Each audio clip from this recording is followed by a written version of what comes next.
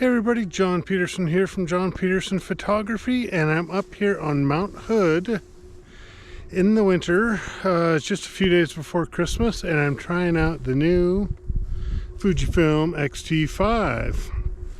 Doing little snow shots. It's, you know, middle of the day, light and all that kind of stuff. It's not the best photographically, but still it allows me to get a few files, you know, in my hard drive that I can start taking a look at it without just going out in my backyard. So, you know, it's a beautiful day. I love being out. Kids are out skiing and I'm up here photographing and just loving it. So, you know, stay tuned for some images from the beautiful Mount Hood Timberline ski area.